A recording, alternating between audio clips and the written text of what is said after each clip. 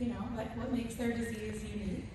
If you go back to that picture, I don't know if anyone noticed, but it was a bunch of lemons and then there was one that was not the same, right? And so nobody is the same.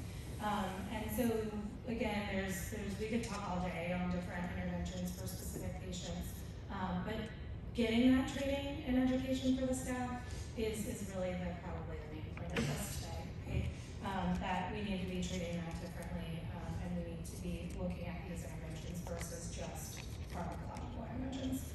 We don't have a lot of time. I do want to leave time for questions. I think the other thing here is just looking at when that doesn't work. That is a significant point as well.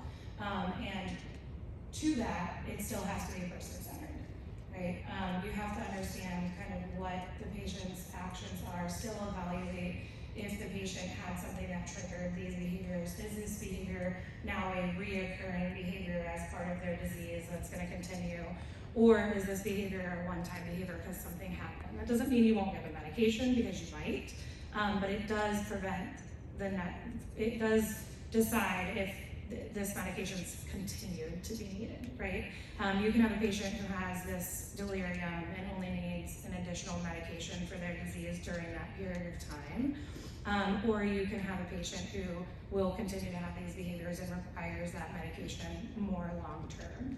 And I think in the post-acute care world, we have seen in the past that polypharmacy, and where patients get started on a medication with dementia and they just stay on it. And it's not looked at as, hey, let's evaluate, do they still need this? Or you give a PRN medication and now all of a sudden that PRN medication is given every 4 hours as needed, scheduled, right?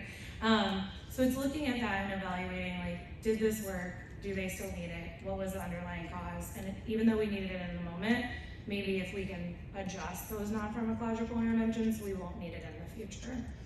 So that's the point of this slide. I will leave it up for questions if anybody has them, because I think